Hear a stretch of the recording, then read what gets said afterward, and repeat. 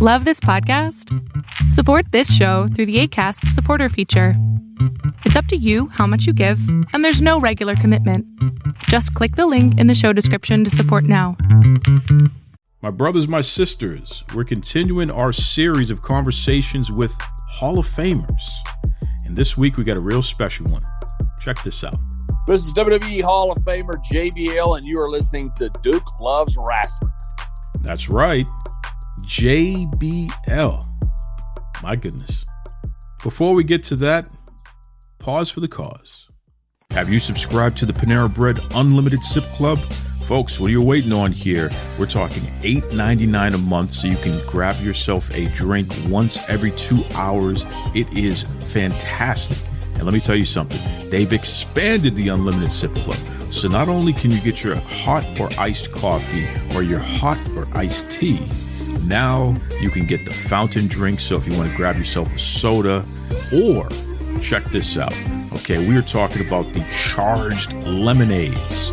Strawberry lemon mint, Fuji apple cranberry, or the mango yuzu citrus. Okay, these are clean energy drinks, folks. Okay, we're talking about guarana and green coffee extract. Gives you a nice little boost. It certainly keeps me charged up to deliver the best episodes of Duke Loves Rasslin for you. So what are you waiting on?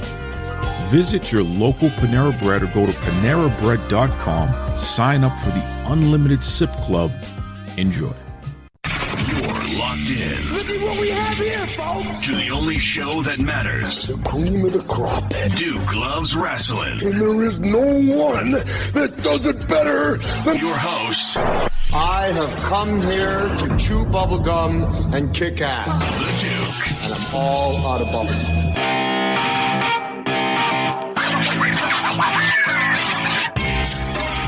WWE Hall of Famer John Bradshaw Layfield. Welcome to Duke Loves Rasslin. And I'll tell you, first and foremost, congratulations. I was talking to my friends over at the Cauliflower Alley Club, and at this year's reunion, which takes place September 26th through September 28th, you're going to be honored with the Iron Mike Mazurki Award.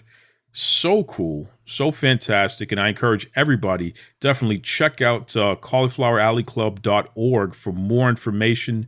You can grab tickets to be part of this year's festivities, which are taking place at the Plaza Hotel and Casino in Las Vegas, Nevada.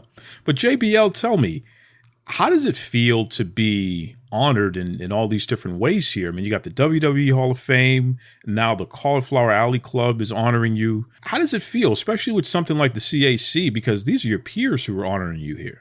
Yeah. It's very humbling. I never got into wrestling to get rich or to be famous, or I got in because I love the business, and I was in it for a long time, and I still am, and I still love the business. And so when you get an award like this, and you look at who has gone in this Hall of Fame, it's overwhelming to me. Sometimes I wonder if they didn't make a mistake, including me, with some of the names that are in the Hall of Fame. I'm very honored to be in there, but I also realize that there are some terrific people that are in this Hall of Fame, and I'm going to be happy just to go and have my name mentioned alongside them. And even more importantly to me, my good friend James Beard is going to be inducted me. James has meant so much to me personally and professionally that it's going to be really cool for James to induct me. Well, really cool indeed. And shout out to James Beard, certainly a great friend of the Duke Loves Rasslin podcast. And, it's funny, JBL, I had Booker T on the show a couple weeks back, and one of the things that we discussed and that I really pointed out is the fact that Booker never forgot where he came from. He always talks about the people who helped him along the journey, help him get to where he is today.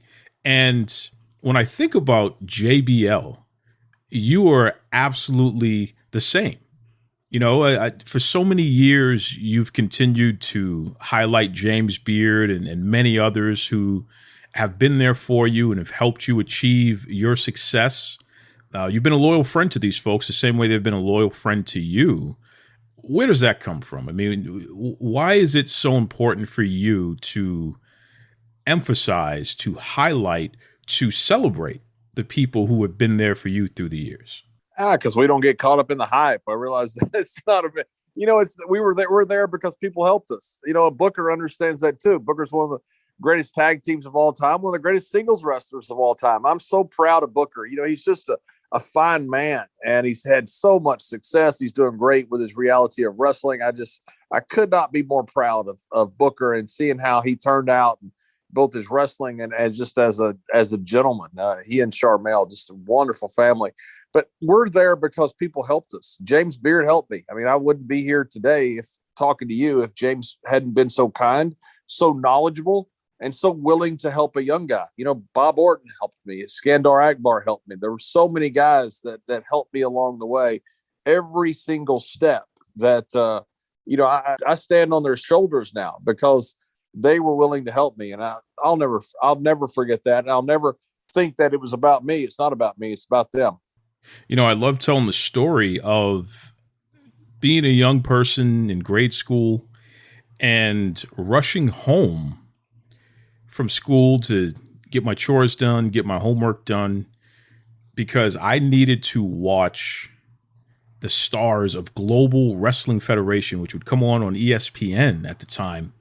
And, you see guys like the Ebony Experience, Booker T and Stevie Ray, Alex the Pug Porto, Tug Taylor, Chaz. We talk about James Beard, Hollywood John Tatum, which to this day, I swear he was a kung fu master with the way that he would get it done in the ring there. He was so hilarious. And another guy by the name of John Hawk. Does that ring a bell to you, the name John Hawk? It does ring a bell. I got the name John Hawk. One of my first matches I ever worked with was for Killer Tim Brooks, another guy who was so kind to me and helped me tremendously. Great worker, man. Killer was. I don't know if he's underrated because everybody knows how great he was. But there was some guy there named Ethan Hawk, and Killer says, "You look like his cousin. You're John Hawk." And so I never saw this guy again, whoever it was. I never saw him one more time in my life. But that's how I got the name. My goodness. Killer Tim Brooks. Talk about a blast from the past. What a wonderful name and a legend there. Global Wrestling Federation. I want to stick on this for a second here because this was a nationally syndicated show. In fact, it was internationally syndicated. It was shown all over the place there on VHS tapes. You guys were getting those tapes out there. And it's funny because growing up, we were fortunate to have cable. So I got to see pro wrestling from all over. And, of course, WWF. I got to see the NWA, which eventually transitioned into being known as WCW. Bunch of other promotions, ICW here out of Boston and what have you here. But it's interesting that because Global Wrestling Federation had full syndication all over the place, you folks were just as big a TV stars, just as big a wrestling stars to me as anyone in the WWF or the NWA.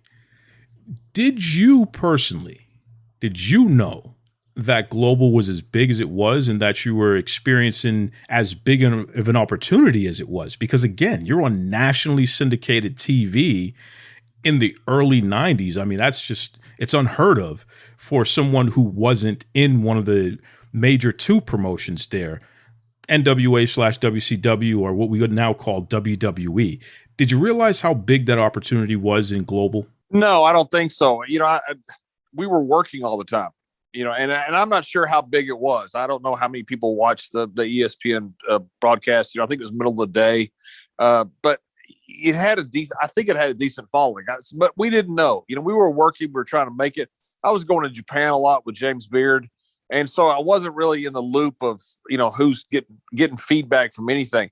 I never got the dirt sheets, and back then there wasn't an internet, so there wasn't a lot of feedback from people of what was getting over from different parts of the country. So to us, we didn't, I don't know if we knew anybody was watching it because there wasn't feedback. There wasn't feedback from the networks. There wasn't feedback from fans. There wasn't just a ton of feedback.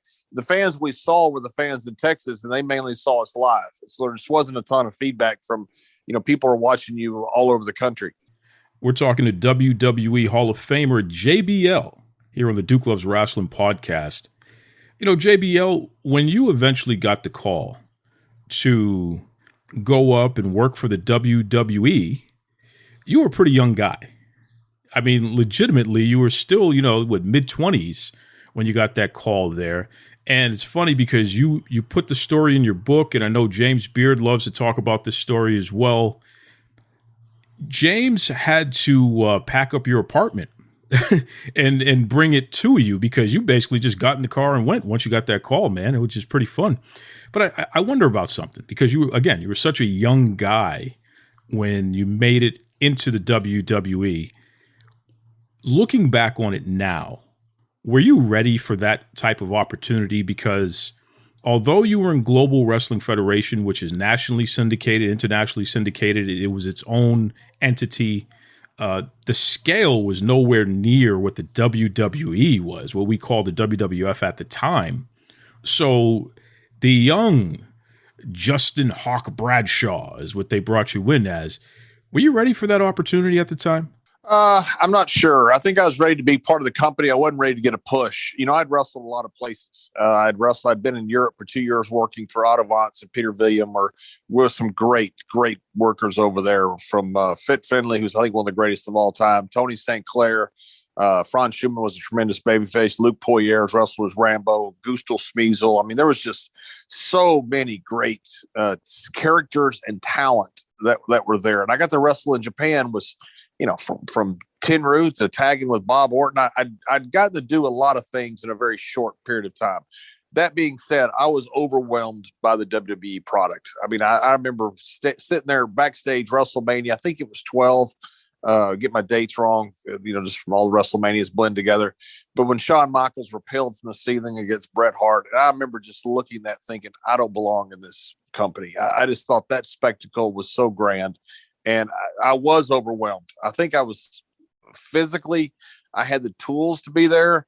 I'm not sure mentally that I had the ability to be there and get a push. I think if I'd have got a push, it probably wouldn't have gone very well early.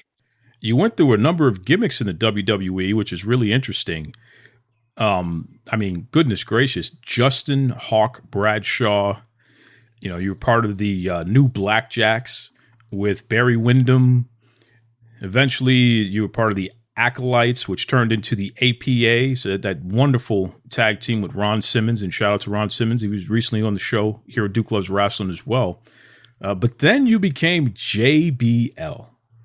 You put that cowboy hat on, you started doing that two-step, and brother, you were off to the races. So I wonder about this, though.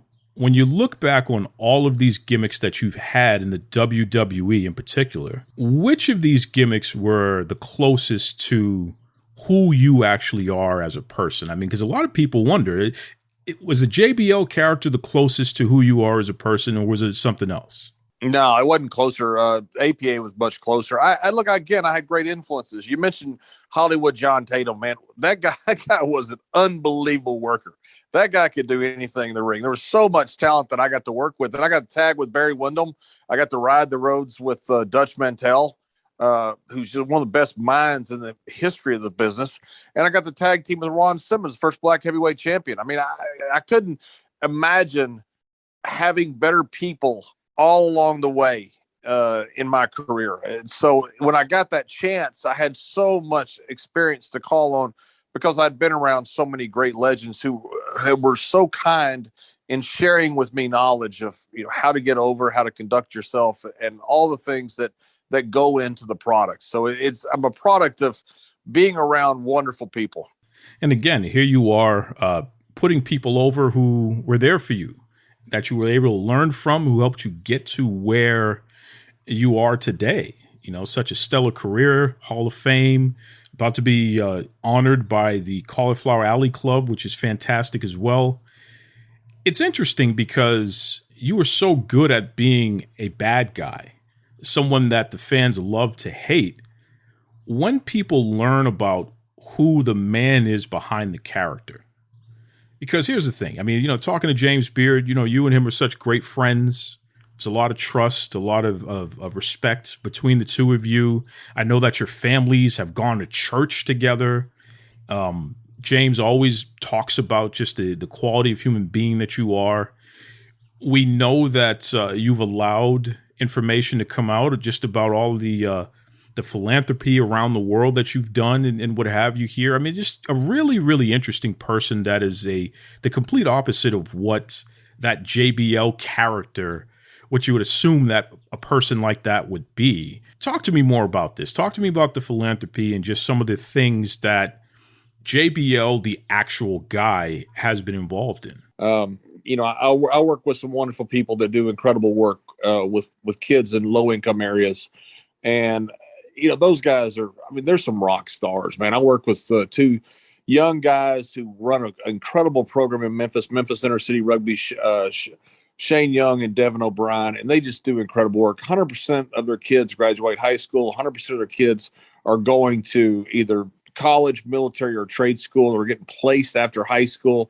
They have a pathway program where they follow these kids into young adulthood. I've been able to work with Gareth Noakes, who's CEO now of Bubasi Pride, and helped him when we built a school and sports facility down in Malawi in East Africa. They've got several programs down there. But I've been able to work with some wonderful people. So I don't know the response of, hey, that's JBL. It's helped open some doors. There's no doubt about that. I got a field in Bermuda because the sports minister was a WWE fan. So yeah, it has opened doors, and WWE has been so philanthropic around the world. It has such a wonderful name that name has really allowed me to do some things that I really wanted to do. Well, speaking of which, I did my research here, and I'm hearing that you've been out there on the golf course working on that handicap here. So talk to me a little bit about JBL and his foray into the sport of golf. I work on the golf all the time. I hadn't done any good. I've worked on golf for years.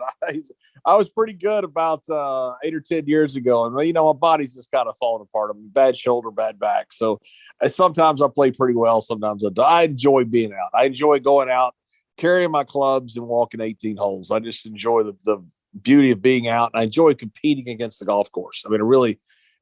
Competition is really something I enjoy, and I enjoy competing against the golf course. It's a lot of fun to me, but I'm not very good.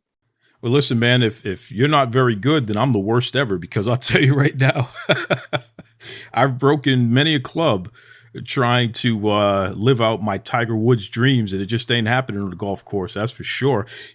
Golf is one of those sports that no matter how big or how strong or how tough you are, it will humble you real quick.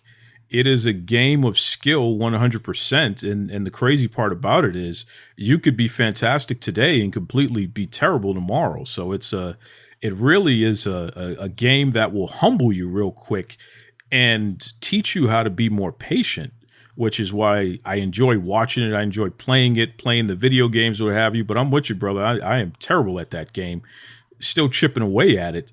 But you're a guy who you have a football background, and then you transition into pro wrestling. So you're a giant, let's call it what it is here. So now you're working on this golf game, which is so interesting there. This is the sport for you nowadays, huh? Yeah, well, I'm 55 and beat up and had a ton of surgeries. And so there's not much I can do other than golf. There's not many sports for old guys. I'm not going to play basketball. I don't have the athletic ability anymore to be out on the court without having surgery. So golf is one thing that I can go out and play and compete against myself. And I enjoy carrying my clubs and walking 18 holes. For me, it's great exercise, and I just enjoy being outdoors. And I love also competing against other guys, putting a little money on the game. It's a little extra fun to me. There we go. Stakes is high right there. If you get on the golf course with JBL, you better make sure you bring your wallet with you. My goodness there. I wonder, you're a guy that is celebrated for your intelligence. I mean, you are on Fox Business News. You have those shows there. You're doing your podcasting. You've always been known as a great communicator, which is why you get a lot of speaking gigs. You're no one's fool, despite the fact that you're an accomplished athlete. You played football throughout your life at a high level. If I'm not mistaken, you even made it to the NFL at one point. Certainly you're a Hall of Famer in pro wrestling. So you're a jock. JBL is definitely a jock, but JBL is also a brain. And this is counter to what we were always taught to believe, where if someone excels in sports, especially if they're a big hulking person, then they must be just a dumb jock. and they may not necessarily have it upstairs, but you certainly and many of your peers have kind of broken the mold in that and shown that, you know, jocks can have it all together mentally as well and be able to excel in other arenas that have nothing to do with their strength or ability to score a touchdown or how many body slams they can give and take and what have you. What's your take on that? What's your take on the evolution of the jock to where, you know, the jock can be like a hybrid nerd at the same time there?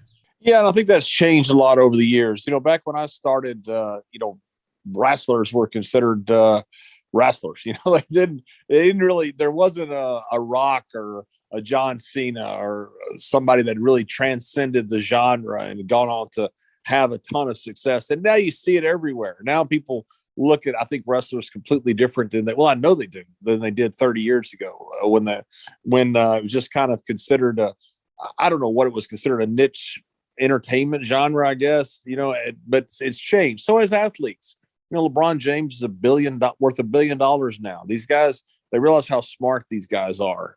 They're no different from anybody else as far as brain power. You're going to have some terrifically smart athletes. You're going to have some real dumb ones, just like you do anywhere else. And so I've enjoyed business. I worked on Wall Street for a few years, and I've enjoyed the podcast I do with Gerald Briscoe. We have a lot of fun. Gerald Briscoe is as good a man as there is on the planet.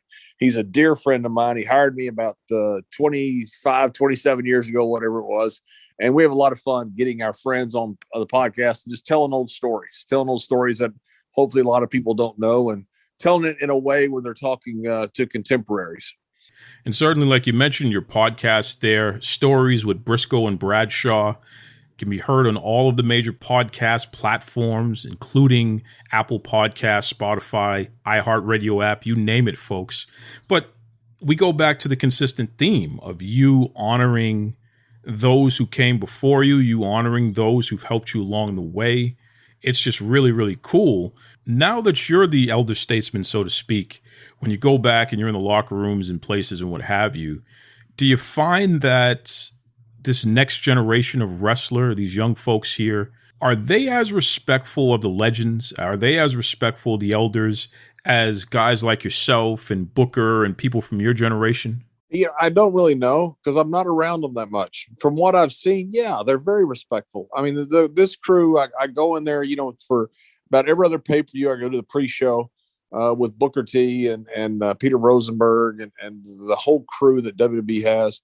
And you know, guys come by always and say hello, just like we did to the old guys when we were in their position. You know, some incredible stars. So I see wonderful respect coming out of these guys. I've had a terrific time, and it's been incredible dealing with the current superstars because, in my opinion, they're very respectful.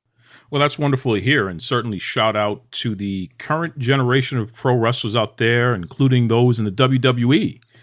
Who JBL has spent some time with and can share his perspective in interacting with you folks. It's great to hear that you respect those who've come before you and are keeping this thing going, because that's really what it's all about. You cannot understand where you are. You cannot understand where you're going if you don't understand your history and respect your history. So that's good stuff there. That's good stuff. You know, JBL, I'm going to ask you a question that you've probably never been asked before. And this is fun because I go back to the JBL character, the cowboy hat, the cowboy boots, the two-step. Country music. I want to know about your connection to country music. So let me ask you this question in an interesting way here. If we were to put together a soundtrack for your career, especially in pro wrestling, what are a couple of songs or a couple of artists that would be on this soundtrack? I mean, give us a little taste of something here. The JBL story, what music are we hearing, especially as it relates to country music? Wow, that's a great question. You know, I'm a big fan of the old guys of Merle. I'm a big fan of George Jones.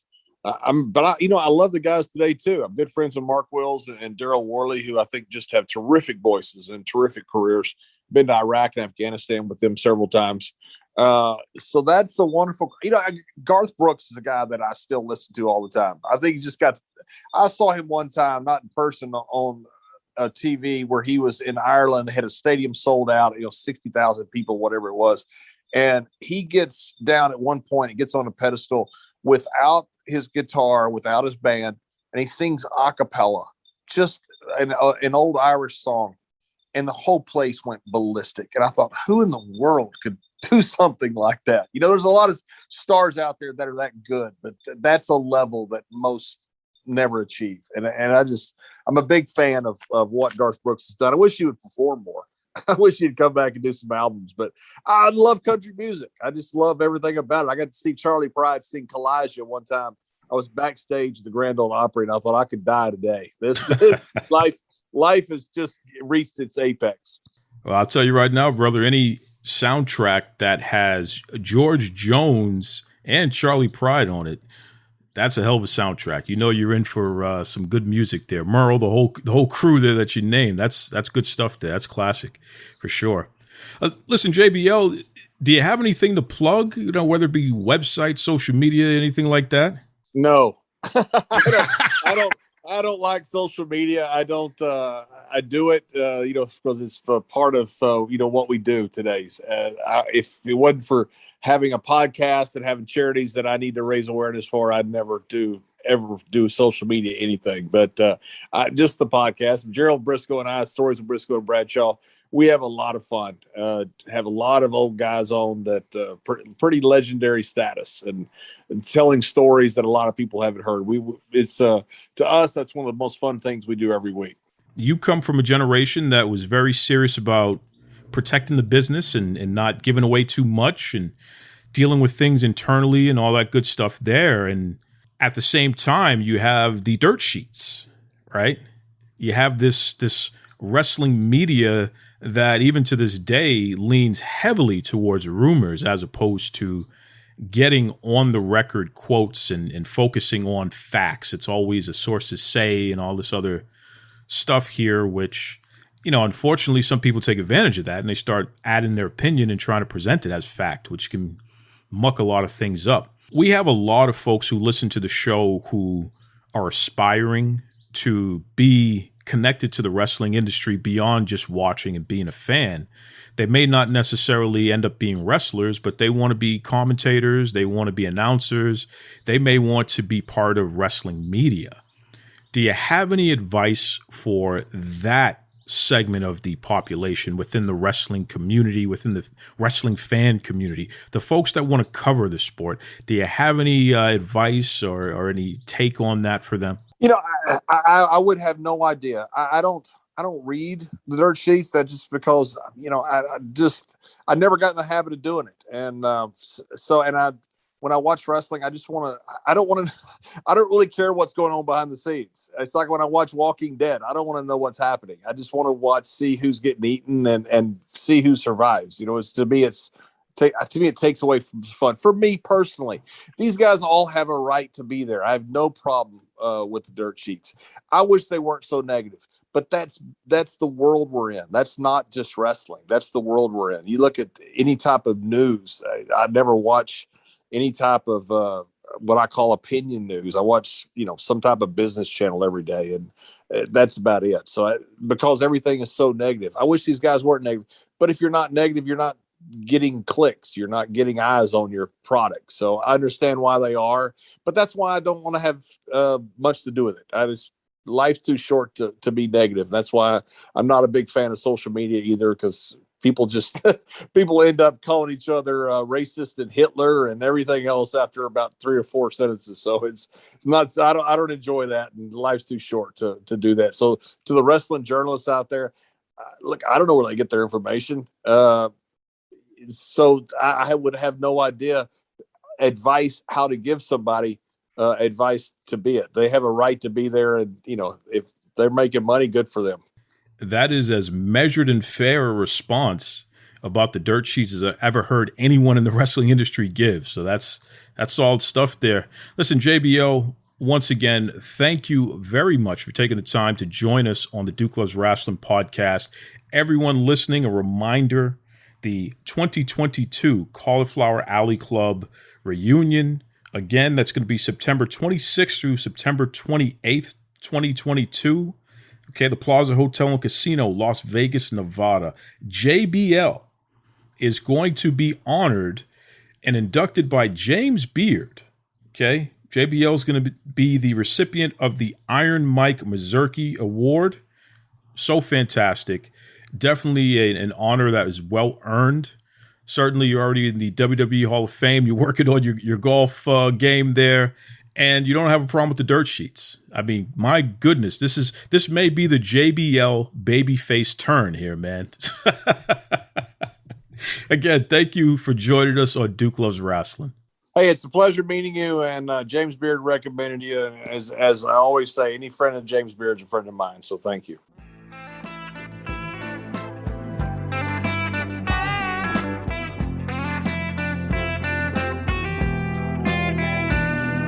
I'm Harry Burkett, senior writer with Pro Wrestling Illustrated. And I'm Kevin McElvaney, editor-in-chief of Pro Wrestling Illustrated. And you're listening to Duke Loves Rasslin.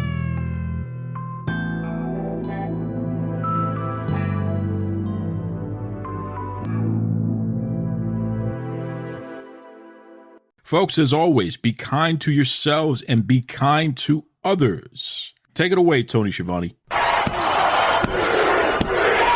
This is Tony Schiavone, and we're desperately out of time on Duke Loves Rasslin.